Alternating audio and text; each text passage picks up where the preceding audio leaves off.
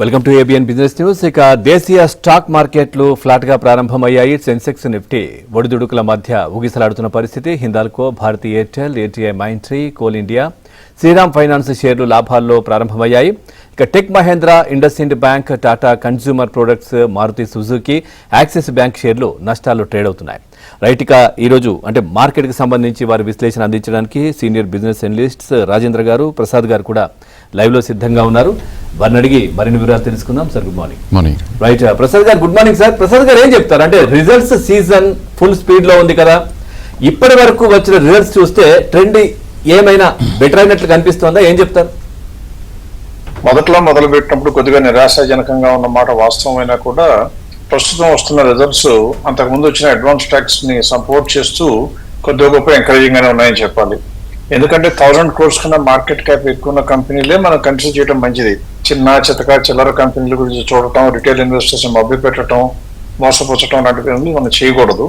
అందువల్ల చిన్న కంపెనీలు, మరీ చిన్న కంపెనీలు వదిలిపెట్టి పెద్ద కంపెనీలను చూస్తే 1000 కోట్ల కన్నా పెద్ద చూస్తే 273 కంపెనీస్ ఇప్పటి వరకు రిజల్ట్స్ డిక్లేర్ చేస్తే అందులో 188 బాగుండటం అంటే నిజానికి చెప్పాలంటే ప్రతి ఒక్క కంపెనీ కొద్దిగా పూర్గా ఉంటే 2 కంపెనీలు బాగుంటున్నాయి. This is a good trend in line with normal corporate performance. కాబట్టి ఇక్కడ జరుగుతుంది ఏంటంటే పెరిగిన ప్రాఫిట్ కూడా దాదాపుగా 5.36 ఉండటం, అదే తగ్గిన దానిలో కొద్దిగా 10% ఉన్నా కానీ తగ్గుతూ వస్తుంది. తగ్గుతున్న లాస్లేమో తగ్గుతున్నాయి, లాభాలు నెమ్మదిగా పెరుగుతున్నాయి. That's a healthy sign. ఇప్పటి వరకు చూస్తే కూడా దాదాపుగా 49 కంపెనీస్ ఇప్పటి వరకు రిజల్ట్స్ అనౌన్స్ చేసిన వాటిల్లో మోర్ దాన్ 30% గ్యాప్ ఉన్నాయి ఫెయిర్ ప్రైస్ కన్నా. అంటే అవి ఉండవలసిన రేట్ల కన్నా తక్కువగా ఉన్నాయి. కాబట్టి మార్కెట్ చాలా హై స్థాయిలో ఉంది. కొనుక్కోవడానికి అవకాశాలు ఉండవేమో అని కంగారు పడవలసిన అవసరం లేదు. బోలెడన్ని కంపెనీలు, 49 కంపెనీలు అందుబాటు ధరలో మనకు ఉన్నాయి. పెర్ఫార్మెన్స్ బాగుంది కూడా. So it's a good sign. Right, Rajendra garu, ఇంత భారీ కుదుపుల తర్వాత మార్కెట్లో ఇటు నిఫ్టీ కావచ్చు, బ్యాంక్ నిఫ్టీ మూవ్మెంట్స్ ఎట్లా ఉండే అవకాశం ఉందంటారు?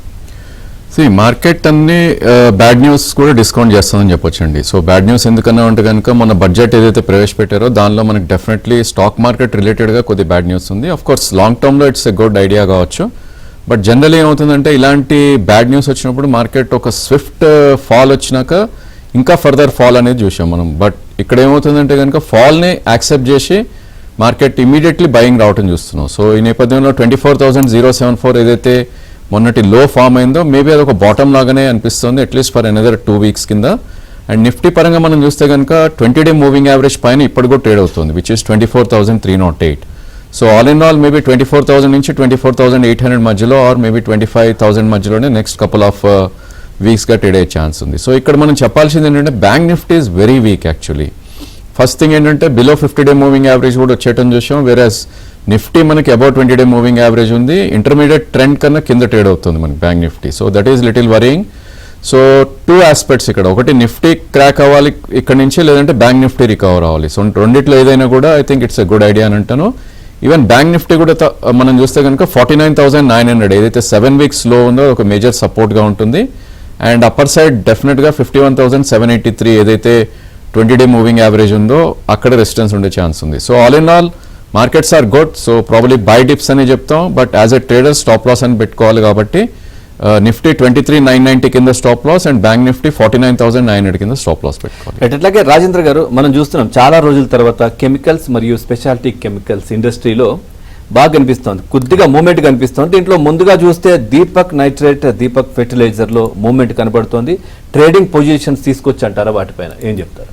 యా, డెఫినెట్లీ అండి. ప్రాబ్లీ మనకి దీపక్ నైట్రేట్ ఫర్ ఎగ్జాంపుల్ చూస్తే కనుక ఆల్మోస్ట్ 3 years కన్సాలిడేషన్ తర్వాత ఇప్పుడే బ్రేక్అవుట్ వచ్చే ఛాన్స్ కనిపిస్తుంది. ఆఫ్ కోర్స్ ఇంకా బ్రేక్అవుట్ రాలేదు ఇది, ఎందుకంటే 2021లో ఇది 3,020 దాకా హై వెళ్ళటం చూసాం. కరెంట్లీ 2965 ఉంది. అంటే ఇక్కడ నుంచి ఒక 65 రూపీస్ వచ్చిందంటే కనుక మనం దాన్ని బ్రేక్అవుట్ చార్ట్గా చూస్తాం. బట్ లాస్ట్ 3 to 4 monthsగా మనకి డెఫినెట్గా I think there is something happening ఈ సెక్టర్లో. సో ఆల్ దీస్ డేస్ లోగా అయిన సెక్టర్ ఇప్పుడు యాక్టివ్గా ఉంది కాబట్టి యాంటిసిపేషన్ ఆఫ్ బ్రేక్అవుట్లో 3,020 బ్రేక్అవుట్ అవుతుంది అనుకుని Deepak nitrate which one should try to buy. Only thing ఏంటంటే ఇది లాస్ట్ 2 monthsలోనే 2,400 నుంచి 2,900 500 రూపీస్ రన్అప్ వచ్చింది కాబట్టి ఒక చిన్న రిట్రేస్మెంట్ ఉండే ఛాన్సెస్ ఉంటుంది. సో ఇప్పుడు 20-day మూవింగ్ యావరేజ్ అవుతుందో 2766 అదొక మంచి సపోర్ట్ పాయింట్ ఉంటుంది. మేబీ ఆ లెవెల్ వస్తే కనుక రిస్క్ టు రివార్డ్ అనేది చాలా ఫేవరబుల్ అవుతుంది. సో కెమికల్ సెక్టర్లో one should try to invest some money అని చెప్తాను. డెఫినెట్లీ ఈవెన్ దీపక్ ఫర్టిలైజర్స్ కూడా 1080 ఆల్ టైమ్ హై అండ్ 850 దగ్గర ఇప్పుడు ట్రేడ్ అవుతుంది. సో ఆ స్టాక్ కూడా 780-800 మధ్యలో మంచి సపోర్ట్ పాయింట్ ఉంది కాబట్టి ఈ రెండు స్టాక్స్ కూడా one should try to buy for about at least 10-15% upside returns. Maybe ఒక 4-5% కరెక్ట్ అయిందంటే కనుక రిస్క్ టు రివార్డ్ ఇంకా ఫేవరబుల్గా ఉంటుంది. రైట్. అట్లాగే ప్రసాద్ గారు, అంటే మనం చూస్తే మార్కెట్లో వచ్చిన ఈ కుదుపుకి అంటే బడ్జెట్ కారణం అనుకోవచ్చా? ఇంకా బడ్జెట్ తర్వాత బాగా లాభపడుతున్నట్లుగా భావిస్తున్న పెరిగే సెక్టార్లు ఏమైనా ఉన్నాయా? అసలు ఎందుకు జరుగుతోంది ఈ విధంగా, ఏం చెప్తారు? బడ్జెట్ అనేది it is just like reflection of a statement of finances by the government. దానికి అంత బ్రహ్మాండమైన సిగ్నిఫికెన్స్ ఎప్పుడు ఇవ్వక్కర్లేదు. ఎందుకంటే గవర్నమెంట్ సంవత్సరం మొత్తం మీద డెసిషన్స్ తీసుకుంటూనే ఉంటుంది, తడపా అనౌన్స్ చేస్తూ ఉంటుంది. కానీ ఏదో ఒక రకమైన ఫ్రెండ్స్ ఏదో ఒక యాక్టివిటీ ఉండాలి కాబట్టి బడ్జెట్ కోసం స్పెషల్ ఫోకస్ పెట్టడం తప్పితే I don't give too much value. ఇవాళ జరిగిన కారణం ఏంటా అని చూస్తే నిన్న అంటే థర్స్డే వరకు కనుక చూసినట్లయితే బడ్జెట్ నెలలో ఉన్న డెరివేటివ్స్ కి క్లోజింగ్ సెషన్ కాబట్టి కొద్దిగా గొప్ప యాక్టివిటీ ఎక్కువ ఉండటం జరిగింది. అందువల్లనే మార్కెట్ లో పైకి ఎక్కువ రావడం, ముందే బాగా పడిపోవడం పెరగడం జరిగింది. సో కుదుపులకి కారణం బడ్జెట్ అంటే కాదు, కుదుపులకి కారణం మెయిన్ గా డెరివేటివ్స్ లో స్పెక్యులేటివ్ పొజిషన్స్ ఎక్కువ బిల్డ్ చేసుకోవడం, అవన్నీ కూడా క్లోజ్ చేసుకోవడంతో జరిగింది. లేకపోతే మీరు అడిగిన రెండవ ప్రశ్న, బడ్జెట్ లో ఏదైనా ఆశలు ఏర్పడి దాని మూలంగా పెరిగిపోతున్న సెక్టర్ ఏదన్నా ఉంటే ఉంటాయి గ్యారంటీగా. అందులో ఫర్ ఎగ్జాంపుల్ ఇప్పుడే నా స్క్రీన్ మీకు షేర్ చేయడానికి ప్రయత్నిస్తాను. అక్కడ మీరు స్క్రీన్ లో చూస్తున్నట్లుగా డిస్టిలరీస్ అంటే లిక్కర్ కంపెనీలనే కనుక చూసుకున్నట్లయితే ఏం కనపడుతుందంటే చాలా ఎక్కువ. ఫర్ ఎగ్జాంపుల్ స్క్రీన్ షేర్ చేయలేదండి, వచ్చింది సార్, కంటిన్యూ. ఓకే. ఇప్పుడు డిస్టిలరీ ఇండస్ట్రీస్ లో కనుక చూస్తే దాదాపుగా 7 కంపెనీలు ఉన్నాయి. అలైడ్ బ్లెండర్స్ అని, అసోసియేటెడ్ ఆల్కహాల్స్ అని, జిఎం బ్రూవరీస్, రాడికో పైథాన్, సోమ్ డిస్టిలరీస్, తిలక్ నగర్ అండ్ యునైటెడ్ స్పిరిట్స్, వరుణ్ బెవరేజెస్ కూడా ఉన్నా అది వేరే చోట ఉంది. సో ఇలా 7 కంపెనీలు 1000 కోట్ల కన్నా ఎక్కువ మార్కెట్ క్యాప్ ఉన్న కంపెనీలు 7 ఉంటే అందులో ఎలా పెరిగాయా ఇప్పుడు మనం ఒకసారి చూస్తే రైట్ హ్యాండ్ సైడ్ నేను రెడ్ కలర్ లో కూడా నేను సర్కిల్ చేయడం చూస్తుంటారు. అంటే ఈ బడ్జెట్ వచ్చిన తర్వాత విపరీతంగా పెరిగిపోయింది. దీనికి కారణం ఏమిటా అని ఒకసారి అన్వేషిస్తే జరిగింది ఏంటంటే బడ్జెట్ లో ఇప్పటి వరకు సెంట్రల్ గవర్నమెంట్ ట్యాక్స్ విధిస్తున్నటువంటి న్యూట్రల్ ఆల్కహాల్ ని కనుక మీరు ఆల్కహాల్ ప్రొడక్షన్ లో వాడితే దాని మీద సెంటర్ మాత్రం ట్యాక్స్ వేయదు అని చెప్పింది. అంటే ఏం జరుగుతుంది, ఒక ట్యాక్స్ ఎగిరిపోతే ఎవరికి లాభం? కన్స్యూమర్ కి రిటైల్ ప్రైస్ తగ్గదు, కానీ ప్రొడ్యూస్ చేసే వాళ్ళకి మాత్రం కాస్ట్ ఆఫ్ ప్రొడక్షన్ తగ్గుతుంది.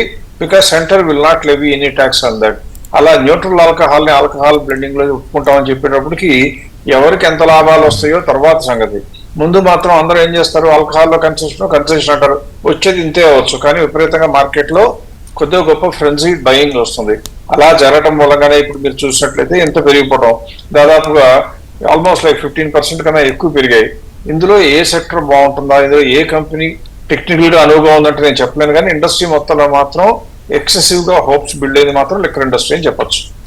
రైట్. అట్లాగే రాజేంద్ర గారు, ఈ లిక్కర్ కంపెనీలో వచ్చిన యాక్టివిటీ నిలబడుతుందంటారా? అంటే ఒకవేళ ఇన్వెస్ట్ చేయాలనుకుంటే ఎట్లా ముందుకెళ్ళాలి, ఏం చెప్తారు?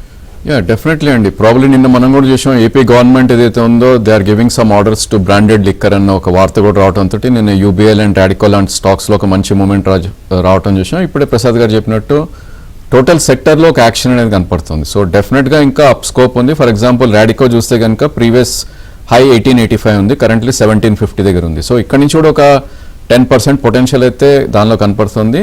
సో వన్ థింగ్ ఇక్కడ ఏంటంటే కనుక అన్ని కూడా హై ప్రైజెస్లో ఉన్నాయి. మేబీ యూబీఎల్ లాంటి స్టాక్స్, యునైటెడ్ బ్రూవరీస్ లాంటివి, మెక్డోవెల్స్ కంపెనీ ఏదైతే ఉందో అది కూడా ఒక న్యూ హై దగ్గరే ఉంది కాబట్టి ఒక కరెక్షన్ అనేది కామన్ ఉంటుంది. సో ఈ బడ్జెట్లో ఏమైందంటే కనుక కొన్ని సెక్టర్స్ వాటర్ రిలేటెడ్ కానీ, స్ట్రింప్ రిలేటెడ్ కానీ, లిక్కర్ రిలేటెడ్ కానీ ఒక ఫ్రెంజీ బయింగ్ అనేది మనం చూసాం.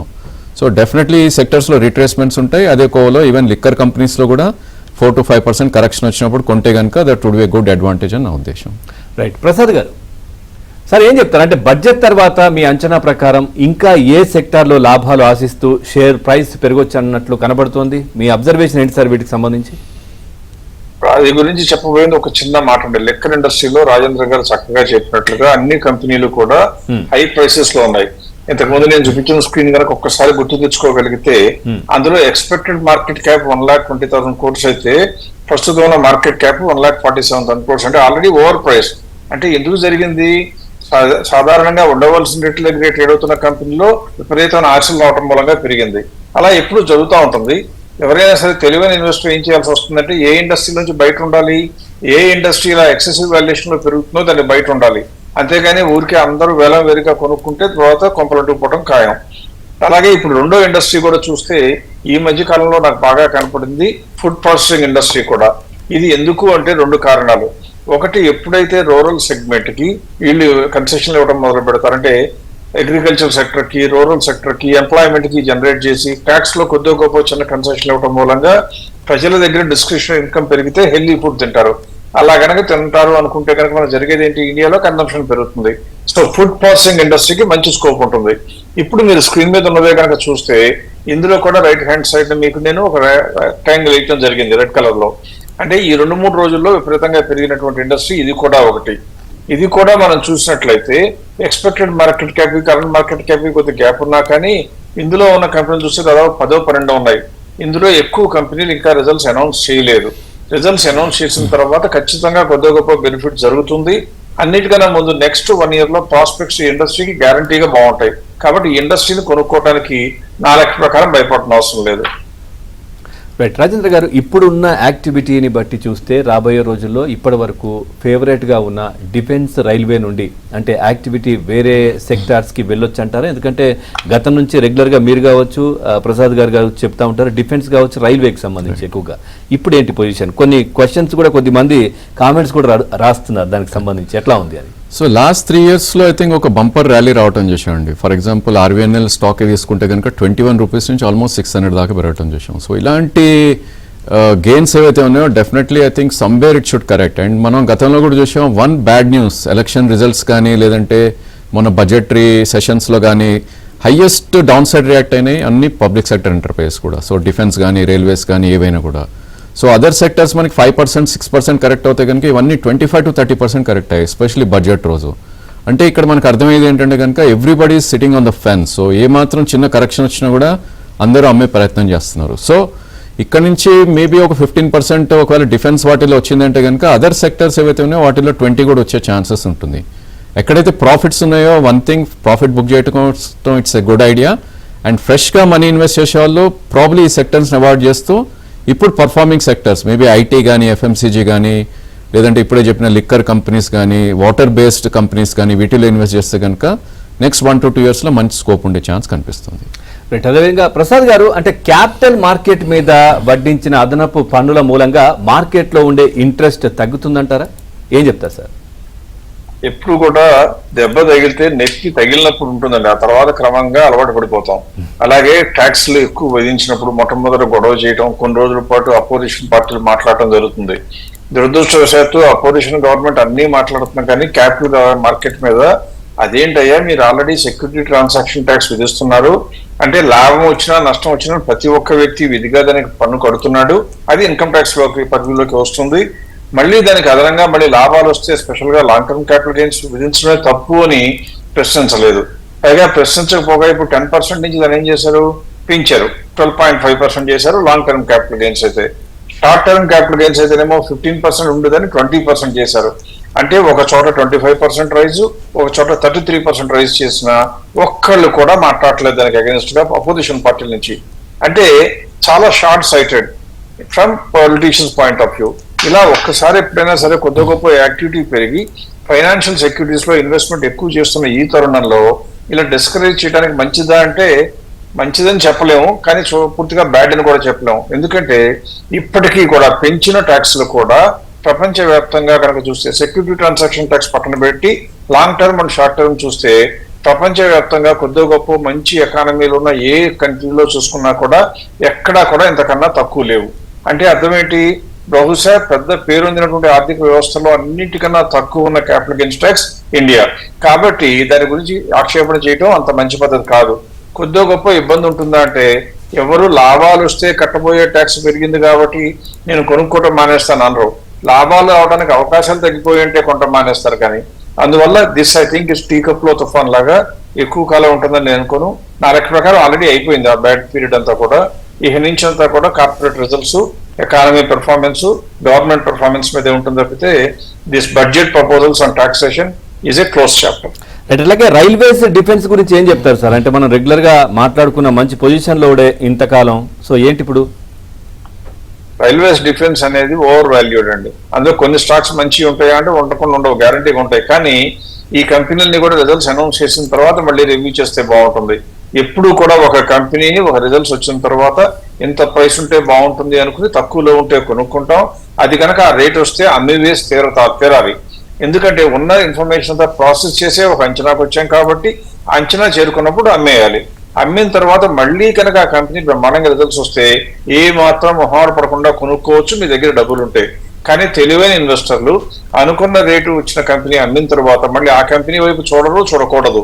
ఆ రోజున తక్కువ ఉన్న కంపెనీలో కొనుక్కోవడానికి ప్రయత్నం చేయాలని మనం చెప్తా ఉంటాం. అందువల్ల డబ్బులు సాధారణంగా అమ్మగానే నెక్స్ట్ డే మనకు మంచి సెక్టర్ లో మంచి కంపెనీలు ఏదైతే తక్కువలో ఉన్నాయో దానిలో కొంటాం కాబట్టి మన దగ్గర డబ్బు ఉండే అవకాశం లేదు. రెండవ కేటగిరీ, బ్యాంకులో డబ్బులు పెట్టుకుని మంచి సెక్టర్ అందరూ కొంటున్నారు కాబట్టి డిఫెన్స్ రైల్వే కొంటాను, ఇంతవరకు కొనలేదు ఇప్పుడు తగ్గింది కాబట్టి కొంటాను అనుకునే వాళ్ళకి యూజువల్ గా లాభాలు వచ్చే అవకాశాలు తక్కువ.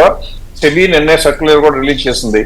ఇంట్రాడే ట్రేడింగ్, ఇలా positional trading, time in the market చేసే వాళ్ళలో 70% ఆఫ్ ద పీపుల్ నష్టపోతున్నారు. అంటే డెరివేటివ్స్ లో చేసేవాళ్ళు ఏమో 90%, ఇలా రోజులోనే కొనుక్కుని అమ్ముకుందాం చేసేవాళ్ళు కూడా 70% కోల్పోతున్నారు. అందువల్ల అటువంటి ప్రయత్నం కనుక చేయాలి అంటే ఖచ్చితంగా టెక్నికల్ అనాలిసిస్ మీద పట్టు ఉండాలి.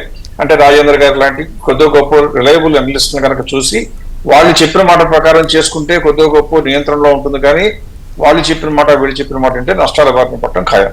Right, thank you very much Prasad గారు, రాజేంద్ర గారు. మార్కెట్కి సంబంధించి చాలా చక్కటి విశ్లేషణ అందించారు. Thank you very much. ఇది వాటి ఏబిఎన్ బిజినెస్ న్యూస్. తాజా సమాచారం కోసం చూస్తూనే ఉండండి.